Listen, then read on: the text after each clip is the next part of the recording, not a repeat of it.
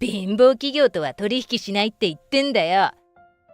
取引先の人が大声でがなり立てている。俺は頭からぶっかけられたコーヒーを手で拭いながら我慢の限界を迎えようとしていた。俺が勤めている会社は確かに経営資金に余裕がない。というのも新しく立ち上げたばかりの会社で、経営は上向きではあるが、まだまだ完全に軌道に乗っているわけではないのだ。そういうわけで金がないのは事実だが、だからといってコーヒーをぶっかけられて貧乏人だとバカにされる理由にはならない。この人は自分より立場が下の俺が困る様子を見て楽しんでいるのだ。まったく悪趣味だとは思うが、こういう人間は世の中に少なからずいる。しかし取引先の人は相手を間違えたことに気づいていないようだ。俺はポケットからスマホを取り出すと、もしもし、兄貴、俺だけど。この直後、取引先の人は顔面蒼白になり、俺に許しを請うことになった。俺の家は両親と兄の4人家族だった。兄と俺は6歳年が離れていたけれど、兄は俺の面倒をよく見てくれた。というのも、両親は仕事が忙しくて、あまり俺の面倒を見られなかったのだ。その上、両親は俺が物心つく前から仲が悪かった。元から馬が合わなかったのよ。呆れたようにそういう母に、じゃあなんで結婚したんだよ、とは言えなかった。それでも俺が生まれるまではまだ良かったらしい。しかし俺が生まれた直後、父は仕事が忙しくなり家庭を放置。母はワンオペで俺と兄を育てなければならなくなり、お互いストレスでぶつかり合ったりすれ違うことが多くなったのが原因だそうだ。父は仕事が忙しいだけで、俺や兄をないがしろにしたりとか、ギャンブルや酒など何か問題があるわけではない。ただ家庭を一番に考えてほしい母とは考え方が合わなかっただけだ。母も母で、父の仕事が忙しいのは分かっているけれど、一人で子育てと家事を担う大変さで追い詰められていた。父さんと母さん、離婚するから。そして俺が小学1年生の時に両親の離婚が決定。俺は母に引き取られ、兄は父に引き取られた。やだ、兄ちゃんと離れたくない。ヤマト。俺は母に連れられて家を出る直前まで兄にひっついて泣いていた。そんな俺を辛そうな顔をしながらも連れて行く母。兄も父もみんな辛そうな顔をしていた。なんでみんな辛いのに離れ離れで暮らすんだよ。俺は毎日寂しくて落ち込んで過ごしていた。父さんとお兄ちゃんと一緒にいたい。ごめんね、それは無理なのよ。やだ、一緒にいたいんだ。俺は毎日のように大泣きして母を困らせていた。もう仕方ないわね。とうとう母が根負けをして父に連絡。すると父の方も兄が俺に会いたがって落ち込んで困っていたと言ってきた。はあ、お兄ちゃん。ヤマト、元気だったか？元気だけど寂しかったよ。そっか、ごめん、寂しがらせて。久々の再会に俺と兄は大泣き。抱き合ってワンワンと泣いて再会を喜んだ。それを見ていた両親は、俺たち自分のことばかり考えてたな。そうね、子供たちには本当に悪いことをしたわ。馬が合わない両親だけど、子供を思う気持ちはちゃんとある。再婚はできないけれど、お互いの子供の交流に制限はかけないようにと取り決めを交わした。それから俺たちは離れて暮らしているけれど、毎日のように顔を合わせた。兄に見守られながら、俺は健全にすくすくと成長。もしあのまま兄との交流を制限されていたら、今頃どうなっていたか。もしかしたらぐれていたかもしれない。兄も父のもとで成長していったが、ある日事件が起こる。両親が別れてから1年後、まず俺の母が再婚した。新しい父親はとてもいい人だったので、なんとかうまくやっていた。ほどなくして父も再婚。兄の新しい母も俺の新しい父と同じようにいい人だといいな、なんて思っていたのだが。兄ちゃん、どうしたんだよ。別に何も。なんでもないってことはないだろ。父が再婚してからというもの、兄はみるみるうちに憔悴。俺が兄を問い詰めると、原因は新しい母親だと教えてくれた。俺はあの人と会わないみたいだ。早く家を出たいよ。新しい母は兄を冷遇しているらしく、父の見えないところでひどいことをしているらしい。これを聞いた俺は激怒。兄ちゃんを傷つけるやつは絶対に許さない。激怒した俺は兄の家に乗り込み、父に怒りをぶつける。兄ちゃんを大切にしないやつと再婚するなんて見損なったよ、お父さん。父は俺から事情を聞き、初めて兄が冷遇されていると知ったそうだ。幸い父は俺の言うことを信じてくれ、再婚相手を追及。再婚相手は兄を冷遇していたことを認め、父は兄を守るためにすぐ離婚に踏み切った。ありがとな、大和。この恩は絶対に返すから。別にいいよ。兄ちゃんが幸せならそれでいいんだ。そう言うと、兄は涙をこらえた笑顔で、俺より立派になりやがって、と俺の頭を乱暴に撫でた。そして兄の恩返しは大人になってから機会が訪れた。大学卒業後、俺が新卒で入った会社が入社後わずか3年で倒産してしまったのだ。これからどうすれば。ろくな職歴もなく、当時は不況真っ只中で求人数も少ない。バイトして食いつなぐしかないのかと思っていた時、兄が我が家にやってきてこんな提案をしてくれた。大和、大変だったな。まだ再就職先は決まってないよな。なら俺の知り合いの会社で働かないか。いいの？もちろん。人手が足りないから今すぐにでも来てほしいんだってさ。ただしまだ立ち上げたばかりの会社でかなり忙しいぞ。全然構わないよ。そして俺は兄の知り合いの会社にすぐ就職。兄の言った通り、猫の手も借りたいほどの忙しさで毎日クタクタになって帰宅していた。でもこのくらい忙しい方が俺にはちょうどいい。兄の知り合いの社長も大和くんに来てもらって助かったよと言ってくれているし、かなりやりがいがある仕事だ。まだ軌道に乗っていない会社だけど、経営は徐々に上向きになっている。このままの調子でいけば会社はどんどん成長していくだろう。忙しい毎日ながらもやりがいがあって、とても充実した日々を送っていた。そんなある日のこと。さて、気合い入れていくぞ。俺はとある会社の前で自分に気合を入れるために頬を強く叩いた。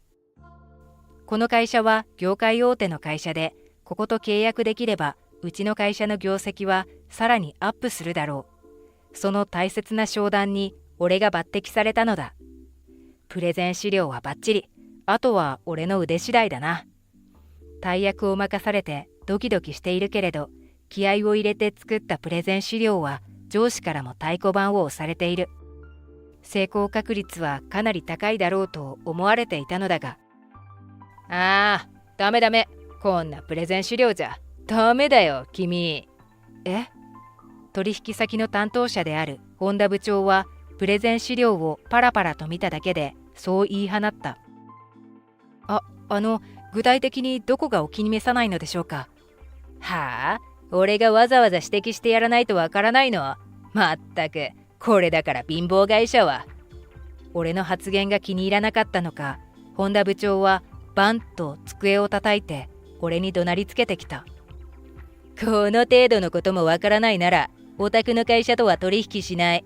うちと契約したいなら、新しく資料を作り直してこい。こう叫ぶと、なんと俺の目の前でプレゼン資料をビリビリに破り捨てたではないか。信じられない行動に思わず呆然としてしまう俺。そんな俺を本田部長はニヤニヤと下品な笑みを浮かべながら楽しげに眺めていた。出直してきます。破られたプレゼン資料を全部拾って俺は取引先を後にする。こうなったらグーの音も出ないほど完璧なプレゼンにしてやる。記者後、俺は気合を入れ直して新しいプレゼン資料を作成。他の社員や上司たちに見せて、これなら完璧だと背中を押してもらった。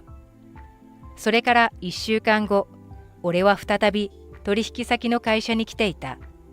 こちら、新しく作成し直したプレゼン資料です。俺が差し出したプレゼン資料を本田部長に差し出す。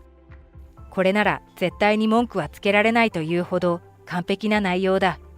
本田部長はしばらくプレゼン資料を眺めていたが、ダメだな。やっぱりお宅の会社とは取引しない。ふんと鼻で笑い、渾身のプレゼン資料を放り投げてしまった。さすがにこれにはカチンときてしまう。どういった点がお気に召さないのでしょうか。できる限り修正させていただきます。だからさ、前にも言ったけど、俺がわざわざ指摘してやらないとわからないの。はい、申し訳ございません。若輩者でして。ぜひ本田部長のご意見をお聞かせいただければと思います。バカにしたように笑う本田部長に俺は前のめりで聞く。すると本田部長は一瞬だけ狼狽したように見えた。やはりこの人は特に理由もないのにプレゼン資料を否定しているだけだ。狼狽しつつも俺をバカにした顔は崩さないまま、本田部長は口を開く。そりゃお前、お宅の会社は経営資金が少ない貧乏会社だからね。うちみたいな大手と取引できるような会社じゃないだろ。身の程をわきまえなさい。それは正当な理由じゃないですよね。なんだと。うちの会社が貧乏だからという理由が、そのプレゼン資料を真っ向から否定する正当な理由にはならないと言っているのです。この人は俺が困るところを見て楽しんでいるだけ。鋭く突っ込むと図星をつかれた本田部長の顔が怒りと羞恥で真っ赤に染まる。黙って聞いていれば生意気な。自分の立場を自覚しろ。そう叫んだかと思うと、なんと本田部長は手元に置いてあったコーヒーを俺に向かってぶちまけてきたではないか。幸い冷めていたので熱くはないけれど、スーツがコーヒーでびちゃびちゃになってしまった。貧乏企業とは取引しないって言ってんだよ。わかったか。生意気な態度取りやがって。お前と俺じゃ立場が違うんだよ。俺の方がお前より上なの。お前は俺の言うことを黙って聞いていればいいんだよ。頭からかけられてしまったので、顔もコーヒーでびしょ濡れだ。手で顔を拭いながら、俺は我慢の限界を迎えようとしていた。本田部長を見ると、びしょ濡れになった俺を見て、ニタニタと楽しげに笑っている。この人は自分より立場が下の俺が困る様子を見て楽しんでいるのだ。まったく悪趣味だとは思うが、こういう人間は世の中に少なからずいる。しかし本田部長は相手を間違えたことに気づいていないようだ。俺はポケットからスマホを取り出し、とある人物に連絡をする。おいお前、仕事の話をしている最中に何よ。もしもし、兄貴。俺だけど、兄貴の会社の社員教育ひどいな。俺、今、兄貴の会社にいるんだけど、本田部長って人からコーヒーをぶっかけられたぞ。兄貴の会社は、商談相手にはコーヒーをぶっかけるのが挨拶って教えているのか。は？兄貴？すると電話して1分もしないうちに会議室の外から慌ただしい足音が聞こえてくる。そして飛び込んできたのは、すまない、ヤマト。お前、なんてことを。社長。俺の兄であり、この会社の社長だった。実は俺の父親はとある会社の経営者なのだ。代々続く会社で、俺が生まれた直後は社長修行のためにかなり忙しい毎日を送っていたらしい。そして母とすれ違いが起こり、離婚に至ったというわけだ。兄は次期社長として父に引き取られ、現在は新社長として活躍中だ。若くて才能あふれる社長として結構人気で、メディアにも取り上げられたことがある。ちなみに俺の会社が兄の会社と取引チャンスを得たのは、完全に俺の会社の実力だ。我が社の社長は兄の知り合いだけど、兄は知り合いだからといって優遇したりはしない。真正面から交渉を重ね、こうして商談のチャンスを得たのだ。兄からも事情を聞かされた本田部長は、今にも倒れそうなほど顔面蒼白になっている。大変申し訳ございません。社長の弟さんとは知らず。本田部長は大慌てで兄に向かって土下座。しかし兄はそれを冷たい目で見ていた。なぜ俺に謝る？謝るならお前が失礼なことをした俺の弟だろう。つまりお前は自分のしたことを心底悪いとは思っていないということだ。反省をしているように見せかけているだけだな。図星をつかれたのか、本田部長の顔色が青を通り越えて白になる。先ほどからブルブルと震えが止まらない。申し訳。もういい。謝らなくて結構。商談相手にコーヒーをぶちまけて楽しんでいるくらいだ。人間性に難ありなのは言われなくてもわかる。そんな相手に謝罪されたところで、俺には何も響かない。違うんです。コーヒーがかかったのは手が滑っただけなんです。かなり盛大に手を滑らせたみたいだな。そんな言い訳が通用すると本気で思っているなら、相当おめでたい頭をしているな。兄は謝罪してすがりつこうとする本田部長を乱暴に振り払った。この件に関しては厳正な処分を下す。覚悟しておけ。とどめの一言で、とうとう本田部長はその場にへたり込んでしまった。その後、本田部長は降格処分となったらしい。俺の件以外にも前々から問題が指摘されていたようで、部長から平社員へと異例の処分が下ったそうだ。平社員になったことで給料は大幅カット。今回の一件が噂となって社内に広まり、他の社員からは軽蔑の目を向けられているそうだ。本田部長の居場所は兄の会社のどこにもない。辞表を提出するのは時間の問題だろうと兄は興味なさげに言っていた。一方俺は本田部長ではない新しい担当者と商談を再開。新しい担当者はちゃんとした人で、俺のプレゼン資料をしっかり読んで商談の話を進めてくれた。御社はまだスタートしたばかりの企業ですが、業績や業界の評判を聞く限り、今後も成長し続ける企業でしょう。それにこのプレゼン資料、ぜひ御社と取引させてほしいと思わせる素晴らしい内容でした。今後ともよろしくお願いします。はい、ありがとうございます。そして俺は見事契約をつかみ取った。渾身のプレゼン資料を褒めてもらえて、思わず泣きそうになるほど嬉しかった。兄にこのことを報告すると、自分のことのように喜んでくれていた。これからも頑張れよ。応援しているからな。ありがとう、兄貴。昔みたいに兄ちゃんって呼んでくれないか？いや、俺もう30間近だよ。兄ちゃん呼びはさすがに恥ずかしいだろ。兄はちょっと残念そうな顔をしていて、それを見た俺は思わず吹き出してしまった。